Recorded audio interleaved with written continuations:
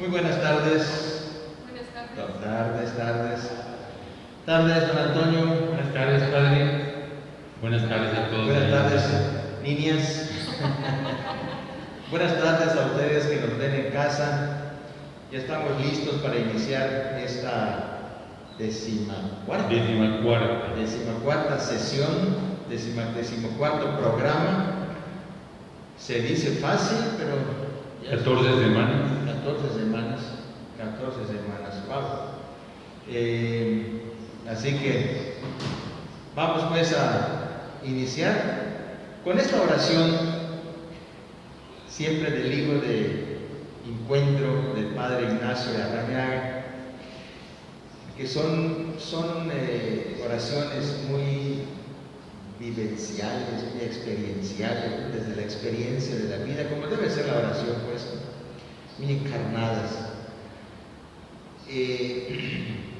Ante una realidad muy humana, pero particularmente en estos meses de pandemia, que es el cansancio, ¿no?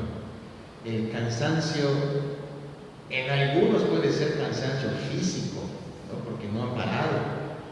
Pienso en todo el personal médico, en enfermeras, en gente que trabaja en hospitales, en gente que trabaja en el área de la salud, por ejemplo, como también transportistas, como también restauranteros, como también Gente de los súper, gente que está trabajando, digamos, ¿no? Los policías, ¿no? La gente de sacerdotes, seminaristas. Y bueno, cansancio físico, pero también cierto tedio, cierto cansancio, cierto agobio por el tema del distanciamiento social, por el tema del cierre de los lugares de esparcimiento, de los parques, de las plazas, de los cines, de los restaurantes, de los cafés, e incluso de las iglesias, ¿no? Si bien no es un lugar de esparcimiento, pero es un lugar, ¿verdad?, anhelado, ¿no?, por mucha gente. Entonces, esta oración es una súplica en el cansancio, ¿no? En el nombre del Padre, y del Hijo, y del Espíritu Santo. Amén. Dirigida esta oración a María Santísima, pedirle intercesión. Madre, vengo del tumulto de la vida, el cansancio me invade todo el cuerpo y sobre todo el alma.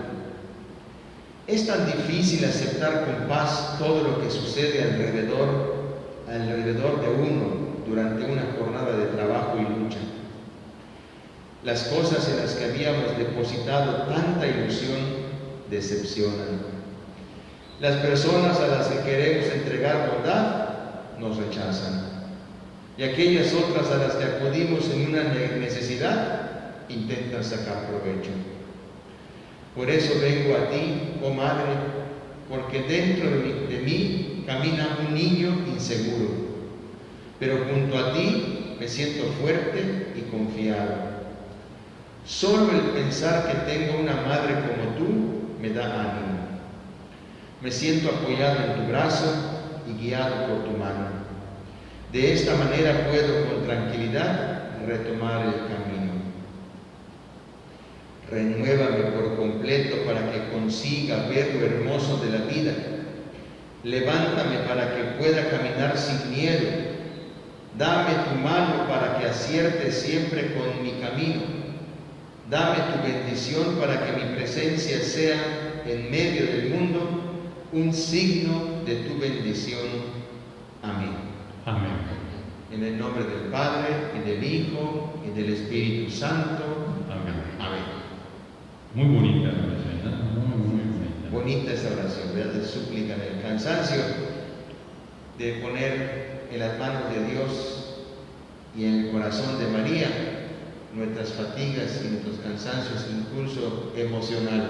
Es correcto que son parte fundamental de nuestro comportamiento. De hecho, las emociones son las que a fin de cuentas nos llevan a decidir y a reaccionar.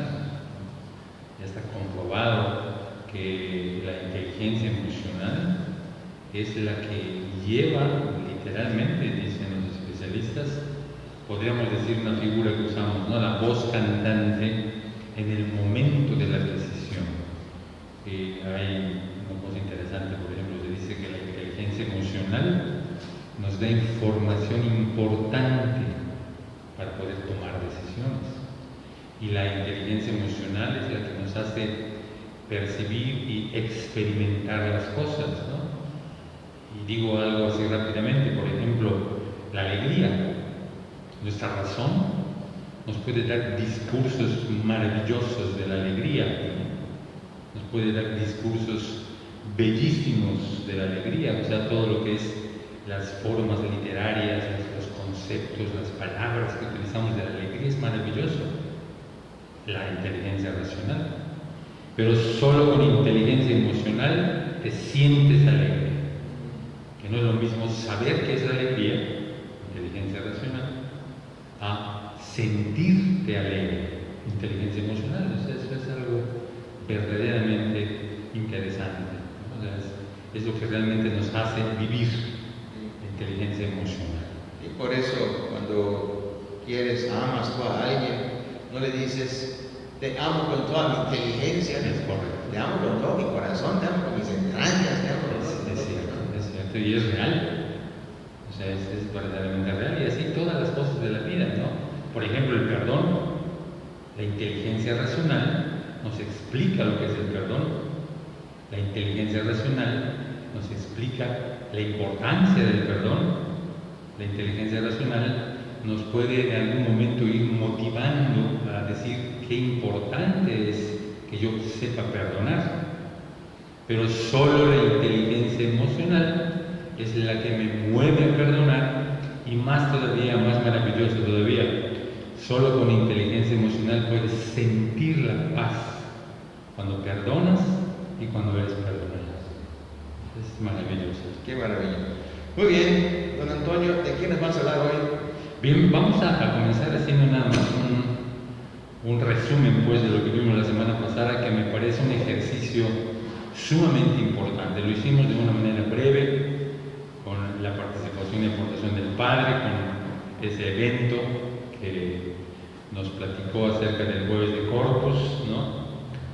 Pero es un ejercicio sumamente importante. Yo lo realizo, por ejemplo, con muchos de mis pacientes, de mis clientes, en diferentes momentos, ir retomando sobre todo eventos que son expresados, que son de alguna manera mencionados por alguna persona como eventos unidos que marcaron algo realmente importante, y esa marca puede ser positiva o puede ser negativa. Puede ser una marca, algo que marcó incluso la infancia de las personas, ¿no? Ya habíamos platicado cómo en el inconsciente están presentes literalmente todos los estímulos que hemos recibido desde los 3 meses de nuestro embarazo, o sea, de nuestro, que estamos en el vientre materno, de la gestación. Los 3 meses de embarazo, porque yo no he tenido embarazo. Pero desde la gestación, desde los 3 meses de la gestación, ya el cerebro empieza a sensopercibir y empieza a guardar estímulos, ¿no? Y en el inconsciente está todo. Entonces, como un evento que puede ser algo muy antiguo en la persona, pero que sigue marcando de alguna manera diferencia en sus pensamientos, emociones, reacciones y conductas.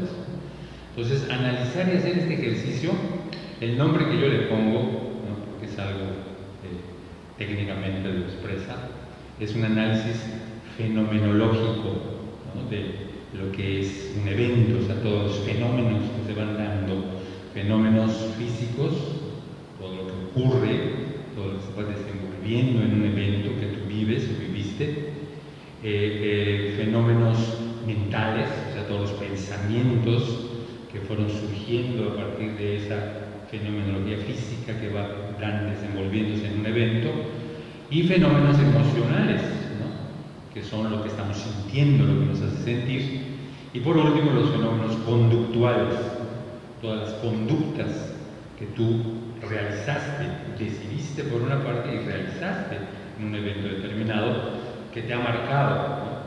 Y que sigue vigente de alguna manera y que es muy importante analizarlo, ¿no? Y como lo hicimos entonces, yo recomiendo pues que puedas tú hacer este análisis, ¿no? Aunque lo hicimos, insisto, de manera muy rápida y sencilla, pero hay una serie de pasos y cosas que se pueden hacer para ir analizando los diferentes eventos que para ti son importantes.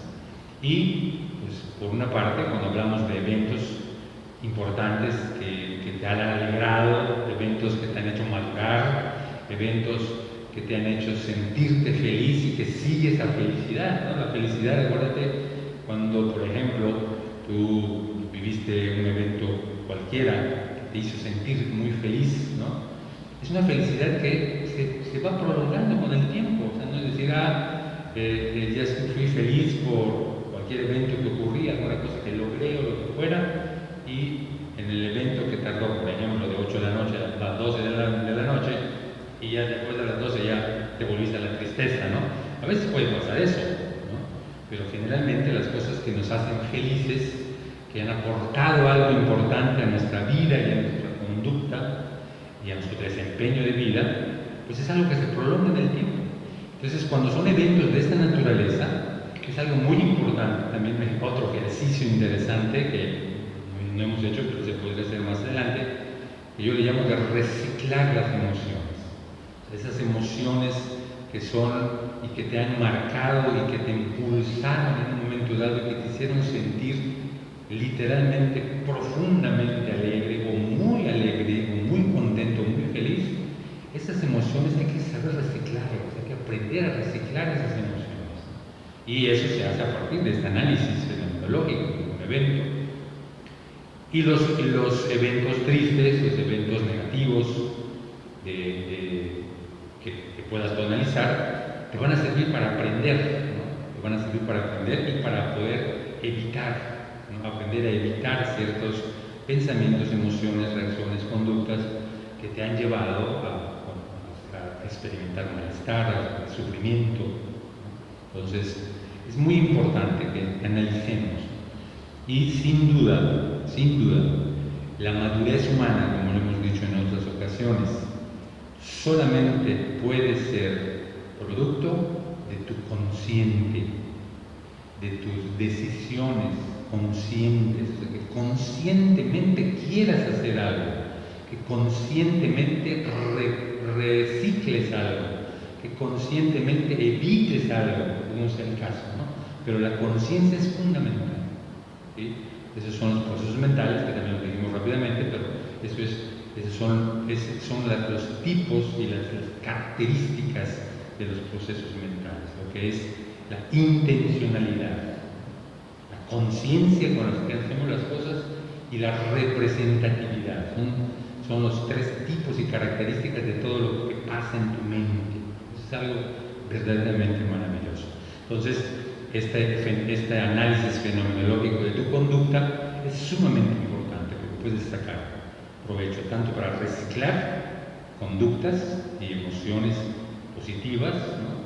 Como para aprender a evitar y aprender nuevas formas de pensamiento, de emociones, de reacciones y de conductas. Bien, entonces esto es lo que hicimos la semana pasada. Análisis fenomenológico de la conducta humana, que es muy importante para ir creciendo, ir madurando en nuestro desempeño cotidiano, que también cae dentro de lo que es la psicoeducación. No es un elemento terapéutico, simplemente no es psicoterapia, ¿no? Sino es un elemento de psicoeducación. Y la psicoeducación, como hemos dicho en otros momentos, sirve para que la persona pueda ir creciendo y desarrollándose como persona humana.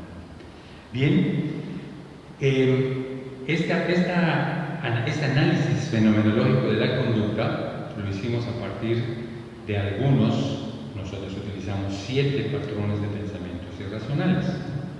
Entonces sería interesante ahora, y eso es lo que podemos platicar hoy, ¿qué son los pensamientos irracionales?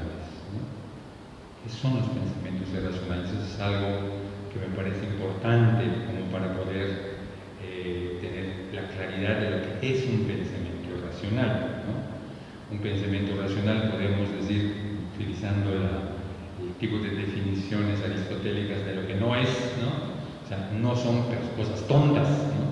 O sea, es que eso es muy tonto, es irracional, ¿no? A veces lo tonto puede caer en lo irracional, pero estos pensamientos irracionales no estamos hablando de cosas tontas, ¿no? Una persona, que somos todos, empezando con tu servidor, que esos pensamientos irracionales se van saliendo de control, no se salen porque seamos tontos, ¿no? ¿Sí me explico? Sino es la fuerza del pensamiento irracional. Freud diría, la energía psíquica de un pensamiento racional es muy poderosa, ¿no? Muy fuerte la energía psíquica que produce un pensamiento racional, ¿no? ¿Sí? Sí. Fíjate que, como es que algo de psicología, sí, perfecto. Fíjate que en la dirección espiritual, con alguna frecuencia, ya sea dirección espiritual o confesión, con alguna frecuencia, yo pienso que son pensamientos irracionales, ¿no? Por ejemplo, gente que es muy devota y muy devota, se acusa que de repente se le ha cruzado por la mente insultarle a Dios, ¿no?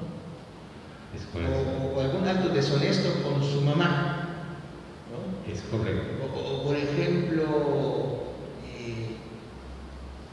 ofender a la Virgen María, ¿no? Y cosa que en sus cabales, obviamente que no haría. Es eso que asaltó pensamiento. Es cierto. ¿No? Es cierto. Yo pienso que esto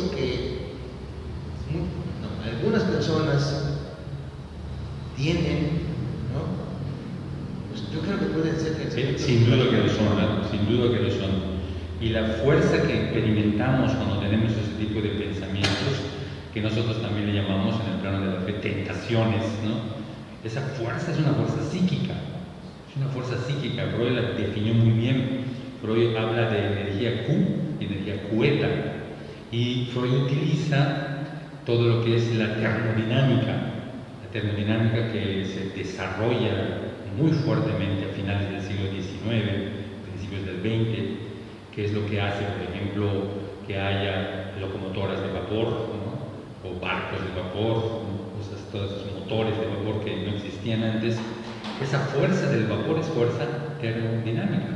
Entonces, utilizando y parafraseando muchas cosas de la energía termodinámica, Freud utiliza muy acertadamente, a mí me parece, la fuerza Q y la fuerza Queta, ¿no? Fuerza Q es la que se convierte en trabajo. Es por ejemplo, el vapor que mueve una máquina, ¿no? Y la fuerza Queta es una fuerza que se va acumulando, en este caso en el motor, que tiene que haber cosas para irlas liberando, ¿no? Que en el motor se puede hacer, pero en el ser humano no, hay varias formas para liberarnos de la energía Queta. Por ejemplo, la catarsis va liberando energía Queta, y en el tiempo también se va difuminando, ¿no? lo que es la energía Queta, y la energía Q es la que se convierte en trabajo. Esa no causa ningún problema, porque es, por ejemplo, una motivación. Cuando una persona está motivada, tiene energía Q, ¿no? Es la energía que lo mueve, que te va moviendo a hacer cosas, ¿no? Pero la energía, pues, con la que nosotros sentimos la tentación es energía Queta. Es una energía que no se va a convertir en trabajo, ¿no? Aún cuando yo haga eso, no significa que esa energía se convirtió en trabajo. ¿Por qué? Porque es una energía que se va acumulando, se va marcando presión y va marcando tensión. Y hay toda una serie de ejercicios incluso para ir liberando la energía Queta, que es algo muy, muy interesante. Pero Freud decía, la energía Queta, que es con la que se utilizan los pensamientos irracionales, es sumamente poderosa, es sumamente fuerte. Y en planos de fe, podríamos decir, por eso el hombre y la mujer también caemos, en tentación, porque es una fuerza muy grande, muy poderosa que tiene el pensamiento racional a través de lo que llama Freud la energía poeta, pero que también sabemos que Cristo ha vencido eso, ¿no? Y que Cristo es capaz de vencer con claridad y con certeza lo que llamaríamos en psicología freudiana energía poeta, que es muy poderosa. Llega la primera pregunta. Sí, ¿cómo no? Yo creo que half and half. Bien. Pensar en cómo vengarse de alguien que te hizo mal es un pensamiento irracional. Totalmente irracional, completamente irracional, sin duda. Es un pensamiento irracional que no tiene realmente ningún sentido, ¿no? ¿Por qué? Algo interesante, por ejemplo, que tienen los pensamientos irracionales como la venganza, por ejemplo, ¿no? Es un pensamiento que en lugar, como es una energía que no se libera con la acción, es una energía que se va acumulando dentro. Entonces, una persona, por ejemplo, que idea todo un plan para vengarse, ¿sí? Y lo realiza, en lugar de sentirse satisfecho por esa acción, le dan más hambre, como le dicen en las películas, ¿no? Hambre de venganza, ¿no? Se va creciendo y se va acrecentando. Son pensamientos irracionales, así son los pensamientos irracionales. Cuando un pensamiento irracional, para seguir la guía que nos manda la persona, está ideando vengarse, hace un plan maravilloso, ¿no? De venganza, maravilloso, ¿no? De venganza, muy bien pensado de venganza, lo realiza y sin duda no va a decir, ay, qué tranquilo me siento como ya hice la venganza, ¿no? Ya me siento, pero no, se siente mucho más, con muchas más ganas, por decirlo comúnmente, de vengarse, ¿no? Sí, y en el plano espiritual es donde el demonio mete la cola. Totalmente, ¿no? Sin duda. Porque está comprobado también que las fuerzas del mal actúan en esta limitación, donde hay imperfecciones y hay limitaciones y donde las consentimos, ¿no? Tú consientes un acto de venganza, ahí se mete el demonio. Sin duda. Ahí se mete el demonio. Y cuando hay cuando psicológicamente dices que se crece, ¿no? La persona y tiene sed de más venganza, ¿no? O el asesino que va perdiendo sensibilidad y va, ¿no? Asesina en sed. Ahí el demonio está actuando. Sin duda. La fuerza del mal está actuando. Sin duda. Y fíjate cómo es interesante, porque cuando las personas, nosotros estamos, por ejemplo, en un camino de virtud, ¿no? Esta fue parte interesante del 1, 2, 3, de toda la tierra, de siempre acertarás.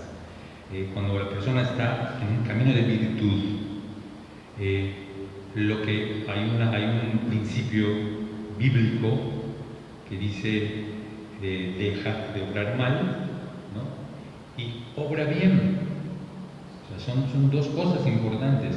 El dejar de obrar mal, ese obrar mal, son pensamientos irracionales. Es esa fuerza, a veces incontenible, en energía poeta, incontenible, que trae el pensamiento racional, que en algunas cosas cae perfectamente bien catalogado por nuestra fe como pecados, ¿no? Entonces, ahí el principio bíblico dice, deja de obrar mal y aprende a obrar bien, ¿no? ¿Qué es lo que pasa? Que cuando una persona simplemente deja de obrar mal, pero no aprende a obrar bien, se multiplica esta fuerza, se multiplica ese deseo de hacer mal. Jesús lo dice en el Evangelio de una manera interesante cuando dice que exorcizó a una persona, que le sacó no sé cuántos demonios, ¿no? Y se fueron. Y los demonios se acercaron, vieron barrida la casa, vieron muy bien limpio todo, como disponible, y vinieron mucho más otra vez, ¿no? Vinieron 7 demonios peores que él. Peores que él, ¿es cierto? O sea, es una manera, una categoría bíblica de que nos está hablando que cuando la persona simplemente se abstiene de hacer el mal, pero no aprende y decide u opta por hacer el bien, las cosas se pueden multiplicar hacia lo negativo. Eso es real. ¿Por qué? Porque la energía del pensamiento irracional se queda dentro, no se va, se queda dentro y se multiplica más todavía. Y la única, que es otra maravillosa cita bíblica que dice, vence el mal a fuerza de bien. Eso es verdaderamente toda una categoría evangélica, bíblica, y principio pues que nos enseña Jesús para poder realmente es vence el mal a fuerza de bien. El bien también es una fuerza.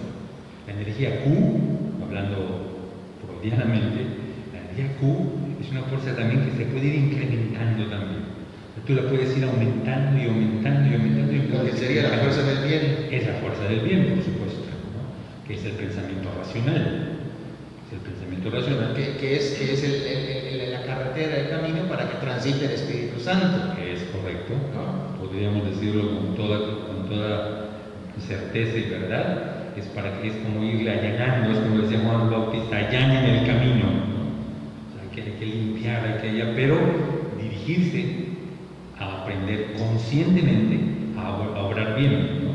Eso es importante. Entonces, no solamente se trata, hablando de pensamientos irracionales, no solamente se trata de quitar el pensamiento irracional, sino hay que meter un pensamiento, hay que sustituirlo por un pensamiento racional, ¿no? Y eso es lo que realmente se va a hacer. Y que también en psicología, en términos psicoterapéuticos, cuando nosotros simplemente dejamos de hacer el mal, ¿qué es lo que estamos haciendo? Estamos remitiendo síntomas. A lo mejor, pues ya no estoy haciendo mal, ya no estoy yendo allá, ya no estoy yendo al otro lado, ya no estoy viendo a esta persona, ya dejé de hacerle daño al otro, ya dejé de mentir, lo que fuera, ¿no? Pero estoy remitiendo síntomas, ya más o menos me siento tranquilo, ¿no? Me siento tranquila ya cuando dejo de hacer eso. Pero no es suficiente. Aún en un plano mental humano no es suficiente. Y Freud de nuevo lo dice, en la psicoterapia no es suficiente remitir síntomas, o sea, que te sientas un poquito mejor. Hay que reestructurar el pensamiento, o sea, hay que crear una manera nueva y diferente de pensar. Sí, de hecho, en la ética, o desde la ética cristiana, una ética humanística finalmente, nos enseña que el principio básico, ético, con el que todos nacemos, es esa ley positiva, independientemente, haz de cuenta que los niños, un matrimonio estén viviendo en una isla desierta porque allá pudieron buscar refugio después de un naufragio, ¿no? Correcto. Y no tuvieron nadie que les enseñe catecismo ni nada. La ley positiva con la que el mal evitandum, haz el bien y evita el mal. Totalmente. O sea, es una ley positiva inscrita en el corazón de las personas, sin que nadie se las enseñe, ya está allá. Es cierto. ¿No? Es cierto. Que es lo básico. Es como cuando uno compra una computadora, viene con una paquetería básica de Word, ¿no? Para que pueda, y después le vas añadiendo programas, le vas añadiendo las aplicaciones, le vas añadiendo lo que tú necesitas, herramientas para trabajar, pero viene con un paquete mínimo básico para que pueda operar, para que pueda funcionar. Es cierto. ¿No? Lo mismo nosotros, ¿no? Sin duda, así es. Venimos, de hecho, equipados con lo necesario.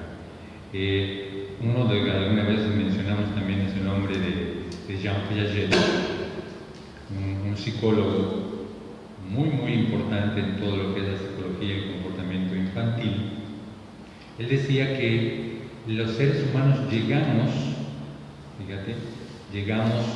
con todo lo necesario para desarrollarnos, crecer y desarrollarnos de manera adaptativa, de manera positiva, de manera adecuada. Ya tenemos todo, ¿no? Y se va desenvolviendo poco a poco. Entonces, es exactamente lo que estás diciendo ahorita, pero, o sea, ya las personas por naturaleza venimos así. Hay incluso la misma teología cristiana, la filosofía también, o sea, la filosofía dice que el ser humano, la naturaleza humana es buena por la naturaleza misma, ¿no? Tiende al bien, aunque también tenemos por limitación, tenemos ciertas tendencias, ¿no?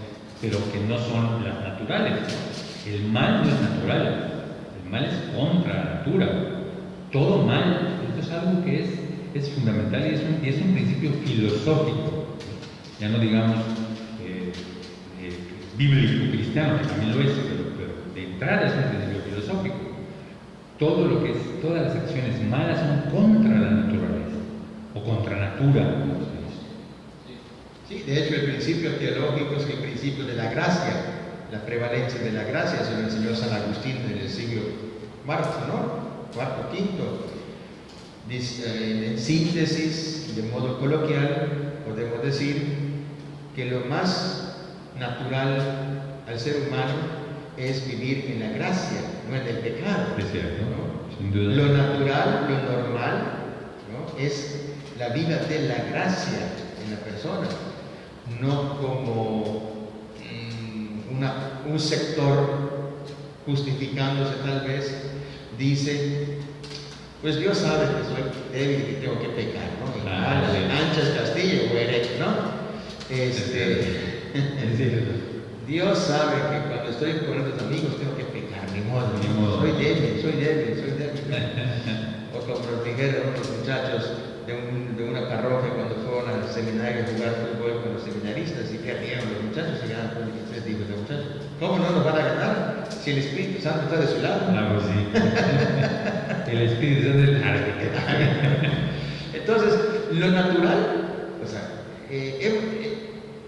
nos hiciste, Señor, para ti, ¿no? Nos hiciste, Señor, para ti, dice San Agustín. Y obviamente, si Dios es el sumo bien, nosotros que somos la obra de sus manos, estamos hechos para el bien. Es correcto. Para el bien. Totalmente. ¿No? Y lo natural, desde el punto de vista filosófico-teológico, es vivir el bien, la bondad, la gracia. Totalmente. ¿No? En la gracia, no en la maldad, no en lo malo, ni en el pecado. Es correcto. Y ya los mismos filósofos griegos, la filosofía socrática, ya lo decía con mucha claridad, o sea, el ser humano es bueno por naturaleza, el hombre, decían ellos, es bueno por naturaleza. Yo creo que también la mujer, ¿no? Así es, el ser humano también es humano, es bueno por naturaleza, entonces todo lo que sea malo es contra la propia naturaleza humana. Oye, este tema está levantando interés en el auditorio. Sí. Nos mandan algunas preguntas. Sí, cómo no. Entonces, regresando con los pensamientos, estos pensamientos irracionales, dice esta persona, entonces, ¿cómo liberarnos de esos pensamientos cuando ya los detectamos? Claro. Para liberarse de los pensamientos irracionales, la palabra que se utiliza técnicamente en lo que es la psicología conductual, ¿no? Cognitivo-conductual, de manera especial, se llama sustituir. Hay que sustituir el pensamiento irracional por un pensamiento racional, ¿no? Es una sustitución. Cognitivamente, esto es un aprendizaje, se aprende. Así como en un momento dado aprendimos a realizar, por ejemplo, a desvalorizarnos, como decíamos, de los pensamientos irracionales, de los patrones de pensamientos irracionales, así como aprendimos a desvalorizarnos en un momento dado, podemos aprender a valorizarnos. ¿Sí? Ya no es solamente, fíjate bien, ya no es solamente evitar desvalorizarme, sino es aprender a darme el valor que realmente tengo, que es diferente, ¿no? No es evito desvalorizarme, sino aprendo a valorizarme, al valor que realmente tengo, ¿no? Esto es algo que es importante, hay todo un procedimiento, hay técnicas, hay principios, primero que nada hay principios, hay técnicas, hay ejercicios que se van haciendo para poder ir aprendiendo a pensar racionalmente, ¿no? Por eso el título del 1, 2, 3 por la adultez, el primero es aprende a pensar, ¿no? Aprender a pensar. Yo me acuerdo en algún momento que estaba platicando esto con diferentes personas, me decían, entonces lo que estás diciendo es que yo no sé pensar. Pues, si lo que tú estás diciendo, que no, pues lo estás significando que no sabes pensar, significa que eres tonto, no es eso. No somos tontos, ¿no? Aprender a pensar significa precisamente aprender, por ejemplo, a valorizarte, ¿no? Aprender, por ejemplo, a no culparte, aprender, por ejemplo, a que eres una persona libre, y sucesivamente. Entonces, aprender a pensar significa aprender a pensar racionalmente. Y entonces, ¿qué es lo que ocurre? De alguna manera se van sustituyendo, ¿no? Lo que es, esa es una forma de verlo, se va sustituyendo el pensamiento irracional, quitando, y se va apareciendo el pensamiento racional. Que ontológicamente, en la parte de la filosofía de la psicología, en realidad prácticamente no se sustituye, como por ejemplo, decir, yo tengo esta hoja, tengo esta, sustituyo esta por esta, ¿no? No es lo que realmente ontológicamente ocurre. Lo que va ocurriendo es que cuando va apareciendo la capacidad y la habilidad de darte el valor que realmente tienes, se va difuminando, se va diseminando lo que es la desvalorización, ¿sí? Es, como ontológicamente se dice, ¿qué es lo que existe? ¿La luz o la oscuridad?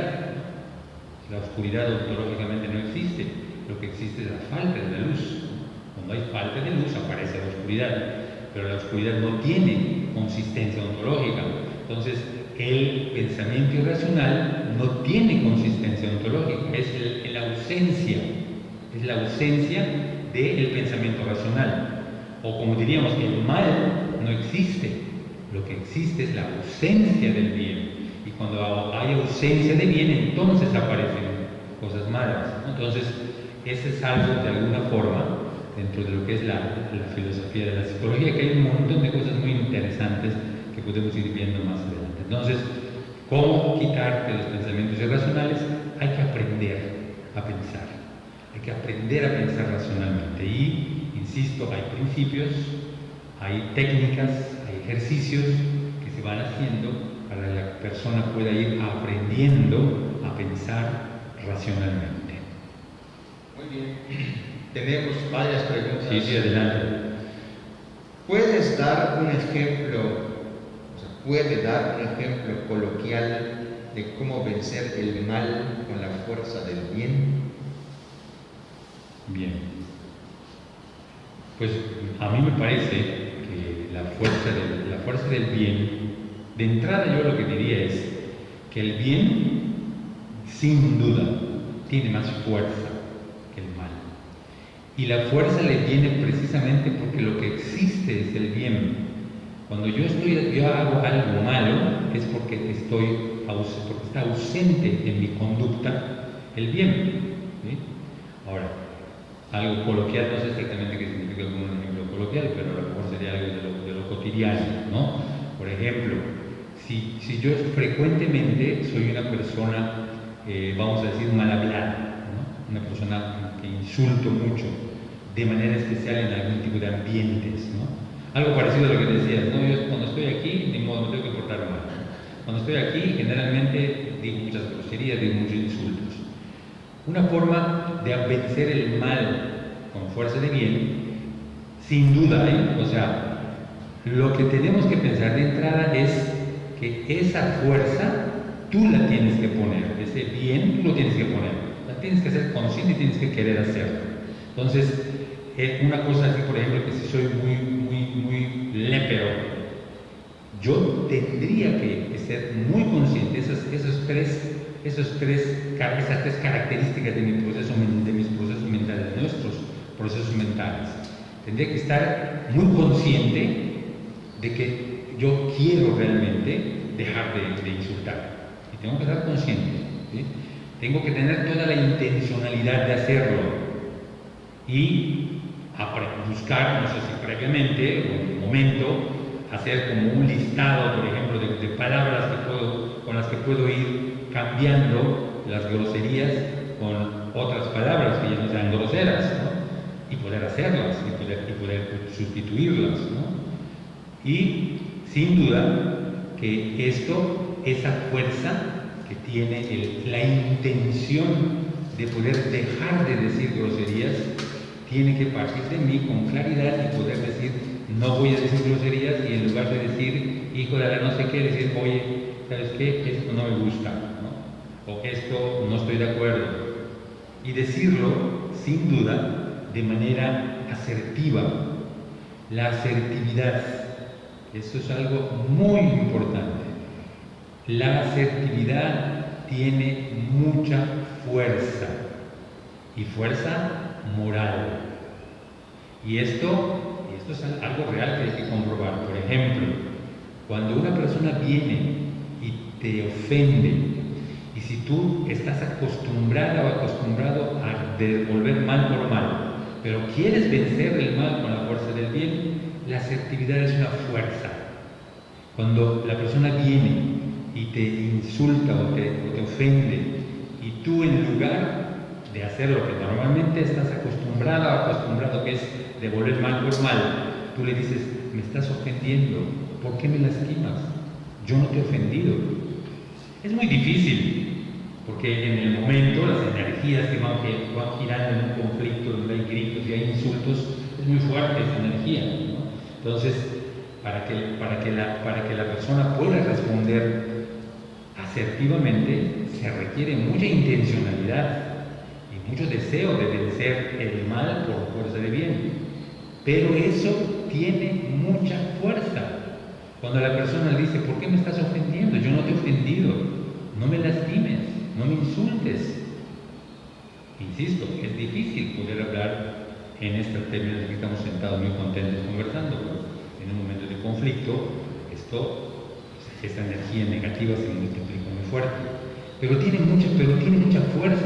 Es la asertividad, sin duda, es la fuerza del bien con la que puedes vencer el mal. Ahora, dos cosas son importantes. Una, que lo quieras hacer y lo hagas, ¿no? Son dos cosas: que lo quieras hacer y lo hagas en ese momento. De otra manera, no hay fórmulas secretas ni pastillas para vencer el mal con fuerza de bien. La intención tiene que ser muy clara y tiene que estar acá: voy a vencer el mal con fuerza de bien. Y esa fuerza de bien tú le tienes que poner nombre. Son palabras, son reacciones, son silencios, en fin, una serie de situaciones que tú tienes que hacer para poder vencer ese mal con fuerza de bien. Sí, con la participación de la inteligencia, la voluntad y la libertad. Totalmente. O sea, la inteligencia que descubre el bien, la voluntad que quiere hacer ese bien. Exacto. Y la libertad que hace ese bien. Es correcto, ¿no? Elige eso. Elige, exactamente, ¿no? Es correcto. Yo quisiera ilustrar Sí. con un ejemplo de aquí. Me va a ser demasiado coloquial, pero creo que ilustra muy bien esto lo que está preguntando. de cómo vencer. Maravilloso. De cómo vencer. Una experiencia de lo más desagradable que me pasó aquí, que en 30 años de sacerdocio en ningún lugar me había pasado eso, y aquí lo vine a padecer. Una persona ocupó el casillero donde dice no estacionar, es lugar del párroco. Correcto, no me acuerdo. Era sábado de catecismo, yo tenía mucha prisa, vi mi lugar ocupado y todos los lugares ocupados, y me quedé justamente atrás, tapándole, no por maldad, porque no había otro lugar. Me bajé y le dije al señor que estaba ahí, le dije: me puse aquí atrás, cuando vayan a salir, avísenme a la oficina para que yo me mueva. Yo pensé que con eso quedaba más que aclarado. Y entré a atender a la persona que tenía que atender. Cuando oigo que este hombre entra en energúmeno, insultando, ofendiendo, con malas palabras, con groserías, visiblemente enojado e iracundo, fuera de sí, a proferir cualquier tipo de insulto y de grosería, porque no podía salir. Me doy cuenta de cómo están las cosas, pido disculpas, salgo a ver qué pasa y hasta a mí me toca la rociada, ¿no? Y ¿era la misma persona con la que hablaste? Sí, un médico. Él perfectamente es consciente que yo soy el sacerdote, cosa que le importó poco, y me insultó y me metió la madre, me ofendió y toda la cosa. Y por poco el mal triunfa. Porque sí, estaba yo también muy molesto y como umpire de béisbol metí mis manos atrás y empecé a dar pechazos, ¿no? Pero dije, no, a ver, Sarlat, tranquilo. Es un hombre mucho mayor que tú. Obviamente, si le das un derechazo. Es un hombre de edad. Es un hombre de edad, por un lado. Y por otro lado, es el padre.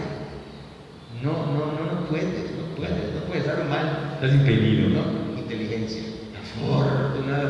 Afortunadamente, vino la inteligencia que me iluminó y dijo, no, o sea, cálmate.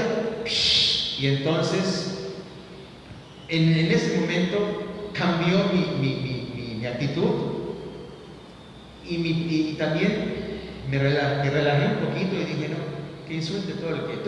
Entonces, a cada insulto, que insultaba muchísimo, estaba fuera de sí ese señor, fuera de sí, iracundísimo. A cada insulto a mi Santa Madre, yo le decía, Dios te bendiga. Y de corazón, pero él pensó que me estaba burlando con él. Claro. Entonces, cada vez que yo le daba bendiciones, porque entonces me acordé y dije, bueno, ante una maldición, la bendición, a fuerza de mal, da el bien, ¿no? Correcto. Entonces, con cada insulto, yo le decía, Dios te bendiga, Dios te bendiga. Y más me insultaba y más lo bendecía, ¿no? Me moví, porque ya estaba viendo cómo salir, me moví. Y su esposa, casi que se le caía la cara. Ya me imagino. Su esposa estaba manejando y todavía estaba yéndose por acá. Y su brazo y sus gritos, y yo, Dios te bendiga. Entonces, aquello pudo haber terminado mal. Totalmente. Pudo haber terminado mal, ¿no? O sea, cárcel y hospital. No de hospital, mal moralmente. O sea, yo después me sentí, todos los que, sacristán, secretaria, papás de catecismo, estaban todos así, ¿no? No me ver mi cara por la porquería, pero estaban todos así. Y yo quedé triste por la situación. Quedé triste por la situación porque dije, Císpales, pobre hombre, ¿no? Pobre hombre porque se perdió, se ofuscó por una tontería. Si yo te lo hubiera avisado, bueno, habría un poco más de razón para que se molestara. Pero yo le avisé, le notifiqué, le dije, mire, estoy aquí atrás porque está aquí ocupado mi lugar, pero apenas ustedes se vayan a hacer, yo me muero. Con una desproporción en su Quiero que digamos reacciones desproporcionadas. Una desproporción completa, ¿no? Entonces, en mi experiencia, yo siento que incluso después en oración le di gracias a Dios porque logré, gracias a Dios, pude vencer al mal a fuerza de Dios, dejando que él siguiera insultando, ofendiendo, gritoneando y que ya no me afectara, ¿no? Así es. Porque eso pudo acabar a golpes, a golpizas. Totalmente, así es. ¿No? Y bendito sea Dios, como decía mi Santa Madre, cuando uno no quiere, dos no pelean, es totalmente cierto. Pues yo creo que este sería el ciclo. Así es, ese es un ejemplo muy coloquial también y muy de todos los días. Y yo también creo que una manera muy cotidiana que tenemos de vencer al mal por fuerza de bien es cuando perdonamos, lo que fuera, cuando perdonas una palabra, cuando perdonas un gesto, cuando perdonas un silencio que no esperabas, que te ofende, cuando perdonas lo que fuera, ¿no? Perdonar, por eso, al menos para mí, es que venza el bien y no el mal. Cuando no perdonamos, cuando nos peleamos, cuando conflictuamos las cosas, cuando nos ofendemos y gritamos y lastimamos el doble o ofendemos el triple, vence el mal. Cuando perdonamos, vence el bien, ¿no? Y creo que es el ejemplo más de excelencia, ¿no? Es correcto. De excelencia. cuando toman preso al Señor Jesús en el monte de Getsemaní, ¿no? Y Pedro saca la espada y le corta la oreja a Malco, ¿no? Y Jesús le dice, mete la espada en la vaina, ¿no? Es correcto. El que a espada mata, a espada muere, ¿no? Totalmente. La violencia engendra violencia. Es correcto. Es correcto. Y Jesús no solamente cura, sana la oreja de este soldado, sino que además perdona. Es correcto. Padre, perdónalos. Ese es un ejemplo extremo y maravilloso. Yo digo, es el ejemplo por excelencia, ¿no? Así es. Y fíjate una cosa que es interesante dentro del análisis que tenemos que ir haciendo. Cuando nosotros vencemos al mal con fuerza de bien, es muy importante que nosotros analicemos, ¿no? Incluso visualizar en el momento que estamos haciendo este análisis, o que lo veamos concretamente en el momento que estamos venciendo el mal con fuerza de bien, que no significa que la otra persona va a responder maravillosamente, que no significa que la otra persona va a decir, sí, qué bueno, venciste el mal con fuerza de bien, tienes toda la razón, discúlpame, a mí también. No, a veces la otra persona, como te pasó aquí en el ejemplo que pusiste, tú de alguna manera lo perdonaste, ¿no? Decías, ok, me estás ofendiendo, pero Dios te bendiga, lo estás perdonando, estás venciendo el mal con fuerza de bien. Y la otra persona no dijo, sí, gracias por bendecirme, él siguió y a cada bendición profería el triple. Entonces, cuando nosotros vencemos el mal con fuerza de bien, no significa que la otra persona va a quedar encantada porque venciste el mal con fuerza de bien. No significa eso, sino simplemente que tú vas a estar tranquilo, tú vas a estar tranquila, tú vas a estar sereno y serena o en paz porque estás venciendo al mal con fuerza de bien. ¿Qué va a hacer la otra persona? No lo sabemos. Así como a lo mejor habrá casos donde se dé cuenta la otra persona y perciba con esa sensibilidad que podemos tener los seres humanos para percibir cuando algo bueno está ocurriendo, ¿no? Y responder con bien. Puede ser que ni cuenta se dé y puede ser que siga diciendo las mismas groserías o los mismos insultos o que siga en su misma actitud negativa de malo, ¿no? Entonces, vencer al mal con fuerza de bien no significa que vas a cambiar a la otra persona, en pocas palabras. La otra persona a lo mejor va a seguir en su plan, va a seguir en su situación, pero tú no. Tú vas a estar en una posición mucho más elevada con relación a ti mismo, no con relación a la otra, con relación a ti mismo. Tú vas a ir creciendo, vas a ir madurando. Eso es algo muy, muy importante. La fuerza del bien, eso significa la fuerza de la asertividad, eso significa cuando eres asertiva o asertivo, en lugar de proferir maldiciones cuando te están ofendiendo y preguntas, ¿por qué me ofendes?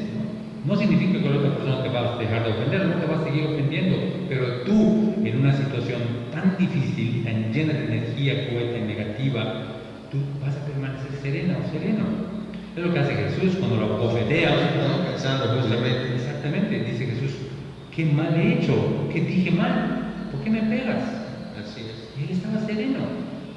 El otro lo siguieron y hasta lo crucificaron, ¿no? He predicado en las plazas, he enseñado públicamente y ustedes están escuchando lo que he dicho. Si he dicho alguna cosa mal, ¿por qué me pegas? Exacto. Esa es asertividad. Y esa es la fuerza. La fuerza de la asertividad se queda en ti, o sea, es para ti la fuerza de la asertividad. No es para que cambie la otra persona. La otra persona o el otro o la otra solamente va a cambiar si esta persona decide cambiar.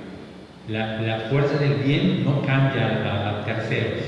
La fuerza del bien la fuerza de la asertividad no cambia a tu agresor. Te cambia a ti, te fortalece a ti, te serena a ti, te da claridad de mente, te da claridad, las emociones fluyen de una manera mucho más saludable, ¿no?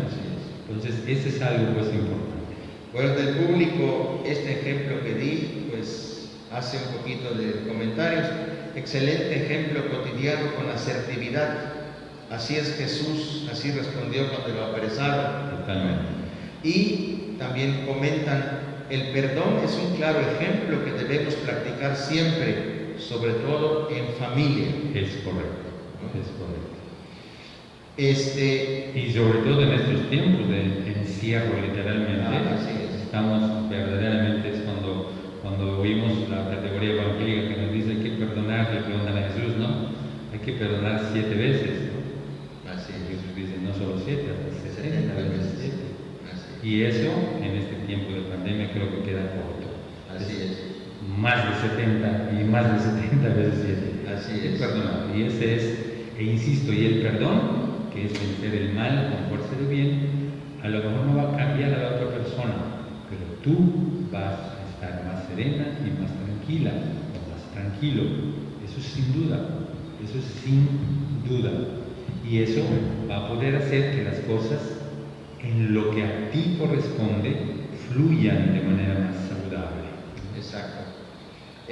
Nos piden un ejemplo de dar un ejemplo de pensamiento racional frente al pensamiento irracional, por favor. Correcto. Por ejemplo, en el pensamiento, el patrón de pensamiento irracional, que es de desvalorizar, por ejemplo. Un pensamiento racional sería, si cuando tú te desvalorizas estás diciendo que no eres capaz, que no eres una persona buena, que eres malo, que eres mala, ¿no? Y que no eres capaz de hacer las cosas, a fin de cuentas esa es la manera en que tenemos redactado el pensamiento racional de desvalorización. Ese ir aprendiendo, que vayamos nosotros aprendiendo a valorizarnos y darnos el valor correcto, podría redactarse de la siguiente manera: soy una persona suficientemente buena y capaz para hacer el bien y para ser feliz. Esa es una manera de redactar. Y así como si yo tengo, y eso es real, yo tengo redactado, soy una persona mala, soy malo, no soy capaz, no merezco ser feliz, ¿no? Entonces, así de simple, sí, así de simple, así de sencillo, pero hace diferencia el pensamiento, hace diferencia completa, es decir, soy una persona suficientemente buena y capaz para hacer el bien y para ser feliz. Ese es un pensamiento racional. Y ese pensamiento racional va a ir desarrollando y va a ir desenvolviéndose. Y acuérdate que es una cadena, ¿no? Es la cadena epistemológica del pensamiento y de la conducta. Ese pensamiento que vas a tener en tu mente, en tu diálogo interno, bien redactado, bien puesto: soy una persona suficientemente buena y capaz para hacer el bien y para ser feliz. Eso va a ir desenvolviendo y va a ir el cerebro va a ir emitiendo, va a ir estructurando, va a ir generando emociones positivas, racionales, propias a ese pensamiento. Y esa emoción, cuando se va agarrando más consistencia, se vuelve sentimiento. Ese sentimiento, cuando agarra más consistencia, se vuelve estado de ánimo. Y cuando se vuelve estado de ánimo, entonces la persona ya aprende a decidir y a reaccionar conductas adaptativas, positivas, racionales. Entonces, esa sería la forma. Un ejemplo de pensamiento racional: soy una persona suficientemente buena, capaz para hacer el bien y para ser feliz. Fíjate que hoy vi un video de 1 minuto, tal vez menos. Hermosísimo, hermosísimo. Ahí te voy a pasar. Sí. Es un niño que llega a un campo de pelota, haz de cuenta, de cualquier colonia, ¿no? Con su cubo, con pelotas de béisbol, con su bate, vestido de beisbolista, ¿no? Solo. Un niño con su gorra, y dice: soy el mejor bateador del mundo, ¿no? Y él solito estaba haciendo la prueba de bateo, no había nadie. Él echaba la pelota para arriba, intentaba batear. Hizo el primer intento y él mismo dice: strike one. Y antes dice: soy el mejor bateador del mundo, y vuelve a lanzar y ¡guas! Strike two. Se prepara para el tercer disparo, y entonces vuelve a gritar: soy el mejor bateador del mundo, y vuelve a tirar. Entonces viene así el efecto y come un filete. Sí, hombre. Strike 3. ¿No? Él solito estaba cantando. Y entonces el niño, que queda un poquito así choqueado en el momento porque no pudo batear, reacciona y dice: ¡Wow! ¡Soy el mejor pitcher del mundo! ¿No? ¿Me encantó? Así es. Me encantó porque esta es una manera como, ¿no? Ese es un ejemplo muy claro, muy exacto de lo que es la forma de interpretar las cosas. Es la misma situación, la puedes interpretar de manera desadaptativa y en contra tuya, o de manera amigable, ¿no? Que es lo que hizo el niño. O sea, el niño, ¿qué fue lo que hizo? Interpretó el mismo hecho de manera diferente. Y la primera interpretación que hizo, a lo mejor muestra su cara de tristeza, de frustración, ¿no? Pero después se le prende, como dice, se le prendió el foco, decir: soy el mejor pitcher. O sea, es la misma situación interpretada o vista desde otra forma, ¿no? Y estas son cosas que también se aprenden. Podemos aprender a interpretar las cosas de manera diferente. Y no es, como bien lo dice el ejemplo que estás diciendo, Padre, no es irreal, no es tonto, no es malo, sino es real. O sea, una misma situación la puedes interpretar desde dos perspectivas diferentes. ¿Y qué es el gran resultado? Que te vas a sentir maravillosamente bien como el niño, ¿no? Eso es real, muy real, muy bueno realmente. Muy bien. Tenemos 3 preguntas, si quieres las decimos, las vamos resolviendo y con esto de una vez cerramos el programa. Me parece bien. Sí. Bueno, hay una cuarta. Pues está muy activo el público. Qué bueno, gracias porque pues el tema, ustedes lo hacen, bueno. Es correcto. Lo hacen, sin duda, pero el programa está creado para eso justamente, ¿no? Exacto. Para interactuar e ir respondiendo. Podemos, en la medida que ustedes nos lo permitan, ir avanzando, mientras ustedes no nos manden preguntas. Lo importante es que ustedes queden satisfechos y pues digamos, sí, satisfechos de las inquietudes que van preguntando. Correcto. Bueno, sobre el tema de pensamientos irracionales y los adolescentes. Correcto. Los pensamientos ansiosos en un adolescente son pensamientos irracionales. Sin duda que sí. ¿No? Sí. ¿Y son propios de la edad o son porque el mal se está aprovechando de poco interés de las cosas de Dios? Yo creo que normal y comúnmente son, bueno, depende del pensamiento, ¿no? Pero los pensamientos normales del adolescente, vamos a suponer, ¿cuál es un pensamiento común propio de un adolescente? No se siente querido, se siente incomprendido, dice que no lo comprenden, aquí nadie me comprende, aquí nadie me quiere, todos están en mi contra, mis papás no me entienden, mis papás solamente quieren manipular mi vida. O sea, todo ese tipo de pensamientos, que sin duda son pensamientos irracionales, sin duda también son pensamientos propios del adolescente, ¿sí? Son propios del adolescente. Es propio de la inmadurez que tiene un adolescente, como parte pues de su estructura y de su personalidad. Entonces, los pensamientos del adolescente en este sentido son irracionales, sí son irracionales. Este tipo de pensamientos y otros que se pueden tener, de hecho, son pensamientos propios del adolescente. El adolescente va a tener, como el mismo nombre lo dice, de esa etapa de la vida, va a sentir siempre que le falta algo, ¿no? Va a sentir falta de algo, falta de amor, falta de cariño, falta de comprensión, falta de apoyo, falta de solidaridad, falta de empatía, y todo eso lo van expresando de alguna manera los adolescentes. Esa es la adolescencia, o sea, adolece de esa situación, y todo eso es normal, es totalmente normal en el adolescente. Otra cosa, por ejemplo, normal en los adolescentes es confundirse con frecuencia, ¿no? Por ejemplo, estamos hablando desde las confusiones mentales, de errores por falta de conocimiento, por falta de experiencia, ¿no? hasta las situaciones, por ejemplo, de agitación corporal, de ser un poco bruscos, ¿no? Bruscas, sobre todo los varones, y llegar a tirar cosas, esto, están pasando y chocan y cosas, pero son cosas totalmente normales en el adolescente, ¿no? Son cosas que son propias de los rasgos de la personalidad adolescente, es decir, que adolece de una gran cantidad de situaciones mentales, emocionales y relacionales.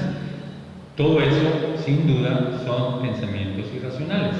Cuando el adolescente dice que no me comprendes, cuando el adolescente dice que no me quieres, cuando el adolescente dice que me quiero ir, ¿no? Ya no quiero estar aquí, todos me odian, no sé qué, son pensamientos irracionales, totalmente, pero son propios de esta edad. Habría otro tipo de pensamientos que habría que irlos ya tipificando de alguna manera muy particular y ver si realmente eso es propio del adolescente o ya es un pensamiento que no pertenece o que no cae a ese rasgo de personalidad y de etapa de la vida, ¿no? ¿Dónde puedo encontrar información para aprender a pensar racionalmente? Hay una gran cantidad de material de literatura, ¿no? Hay una gran cantidad de literatura. Tú pones en Google, pones pensamientos irracionales, ¿no? Y te van a salir una gran cantidad de literatura al respecto. Y te va a salir también las situaciones de esto que estamos conversando, de alguna manera como ir aprendiendo a sustituir, ¿no?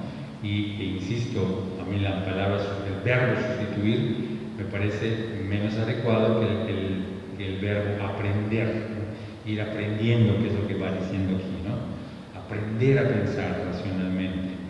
Y hay, insisto, principios, hay técnicas, hay ejercicios, ¿no? Entrenamiento, todo esto se da en una clase de entrenamiento cognitivo-conductual, donde la persona va aprendiendo a pensar racionalmente, ¿no? Y ahí, en la medida que vas aprendiendo a pensar racionalmente, los pensamientos irracionales van decreciendo, la clásica relación inversamente proporcional, ¿no? O sea, crece tu capacidad de pensar racionalmente y tus pensamientos irracionales van decreciendo. Bueno, es muy cercana a esa, solamente que aquí me dice algún libro que recomiende para entender todo este tema. Sí, hay un libro del psicólogo Albert Ellis. Si en algún momento la persona se puede comunicar conmigo, se llama Los pensamientos irracionales, ¿no? Albert Ellis es el psicólogo que de alguna manera organiza, estructura todo esto de los pensamientos irracionales. Entonces, Albert Ellis, E-L-L-I-S, Alberto, y se llaman Los pensamientos irracionales. Ahí hay una gran cantidad de esto. Hay otro que es Pensamiento cognitivo-conductual, de Aaron Beck. También es un libro donde habla de todo esto, lo que son los pensamientos irracionales. Aaron Beck es el que introduce el término de pensamientos automáticos, ¿no? Y es muy interesante porque es verdadero. O sea, los pensamientos irracionales se convierten en automáticos. O sea, ya no tenemos que pensar, como lo hemos dicho varias veces, ahorita voy a desvalorizarme, ¿no? Sino que ya es automático. Ahorita me voy a comparar, ahorita me voy a sentir culpable, ¿no? Sino ya de manera automática me desvalorizo, me comparo, me siento culpable, frecuente y recurrente e intensamente en muchas ocasiones. Entonces, Aaron Beck también, el pensamiento cognitivo-conductual, el entrenamiento cognitivo-conductual, también ahí puede aparecer, aparece un buen libro para eso. Y también tienes la opción de poner en Google, que es un libro, ¿no?, de pensamientos irracionales, de cómo aprender a pensar, y te van a salir una gran cantidad de títulos, y también hay una gran cantidad de PDFs, ¿no?, que están disponibles gratuitamente para que puedas verlo, y hay unos ebooks que también puedes ir viendo. O sea, es una maravilla ahorita toda la posibilidad que tenemos de acceder a este tipo de literatura, ¿no? Bien, ¿y en dónde se te puede localizar? Bien, Psicólogo Antonio Alonso Ruiz. Bueno, ahorita me puedes localizar en Facebook, puedes ahí en muro, Antonio Alonso, con Z, puedes mandar un mensaje. Antonio Alonso. Antonio Alonso. Ole, ole. Exacto. Me puedes localizar también por WhatsApp, ¿no? Que es uno de los medios más usados ahora, ¿no? Y mi teléfono es 9993 46 6206. No sé si pueden Roswin escribirlo en el chat para que. 9993 46 6206. O si Mari Carmen lo está viendo, que desde casa lo apunte inmediatamente. Exacto. Y pues ahí me pueden hacer alguna pregunta o algo, o incluso solicitar alguna consulta. Puede ser, ahorita es normalmente en línea, ¿no? A través de algún videochat o alguna cosa así, videoconferencia. Mi consultorio, yo doy consultas en el Centro Comunitario de Tzimná, de la parroquia de Tzimná, que está a espaldas de la parroquia de Tzimná. Ahora está cerrado por cuestiones de pandemia, pero puedes localizar ya sea en Facebook o ya sea en WhatsApp. Muy bien, pues muchísimas gracias. De nada, Padre, mucho gusto, y gracias a ustedes también. Gracias por compartir y por estos espacios tan padrísimos, ¿verdad? Tan bonitos, tan chéveres de formación en esta materia.